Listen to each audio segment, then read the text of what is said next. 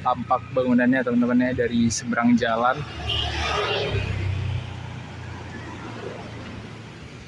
Sangat-sangat ikonik ya dengan arsitektur Belanda.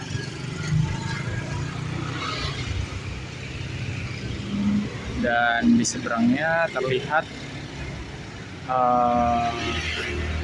sekolah dari gereja.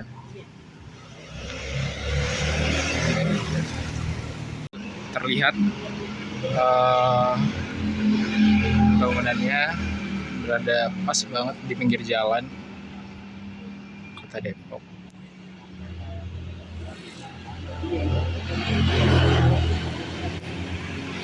Dan ternyata pada tahun 1948 tanggal 31 Oktober resmi menjadi gereja GPIB Immanuel Depok.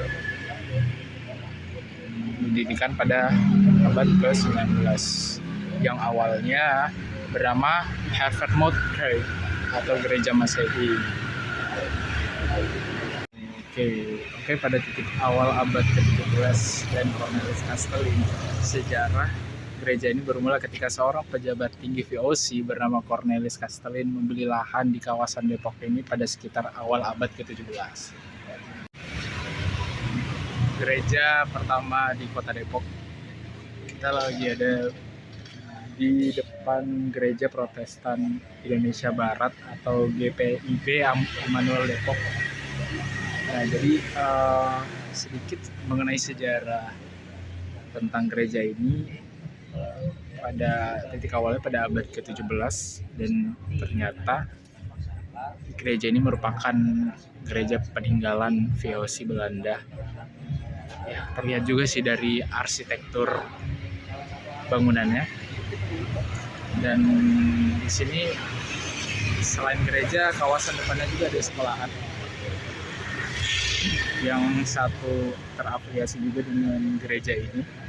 Dan salah satu, kalau kita lihat dari arsitektur yang masih mempertahankan arsitektur Belanda dan juga, tapi sedikit fakta menarik, ternyata dari bangunan ini hanya tersisa 40% dari bangunan aslinya. Jadi pada sebenarnya udah mengalami renovasi besar dan perluasan pada tahun 1989 yang hingga saat ini memisahkan 40% dari bangunan aslinya.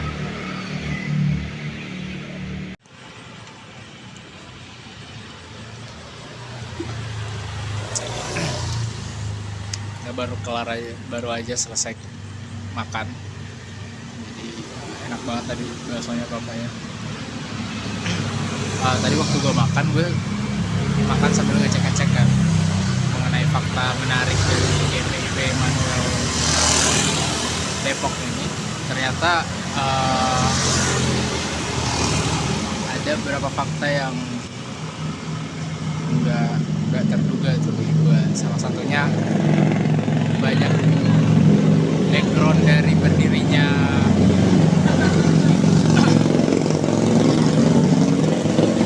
gereja ini. Ternyata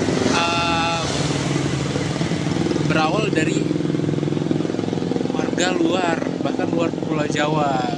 Ada dari Sulawesi, dari Papua, dari bagian timur Indonesia terutama. Makanya awal waktu ngecek dari mengenai informasi tentang gereja ini, itu tercantum nama Toraja, jadi gereja Toraja. Kalau kalian nggak tahu, Toraja itu salah satu daerah yang ada di Sulawesi Selatan. Nah, dan juga pendeta awal di gereja ini ternyata berasal dari Bali. Jadi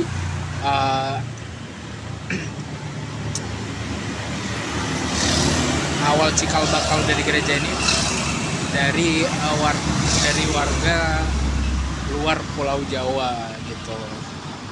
Ya, itu sih yang menurut gua cukup menarik. Dan ya, di tengah-tengah kota Depok itu salah satu fakta yang cukup menarik bagi gua, dan nggak nyangka aja sih ada situs sejarah di bagian daerah Depok Lama yang nggak terlalu terekspos seperti ini, tapi ya punya sejarah yang cukup dalam gitu. Kalau kita sempat ulik-ulik informasinya lewat internet ya, ternyata bangunan yang mungkin kita sehari-hari kita lewat gitu kan, ternyata memiliki sejarah yang cukup mendalam. Nah, ini sih berikan pelajaran buat kita sih, kayak supaya kita harus mengeksplor sih beberapa, mungkin banyak dari tempat yang terlihat biasa saja, tapi ternyata ketika kita mencari informasi mengenai tempat tersebut, ternyata tempat tersebut mempunyai nilai sejarah ya. Oke, mungkin cukup sekian dari ya nggak kita ini jam berapa sekarang?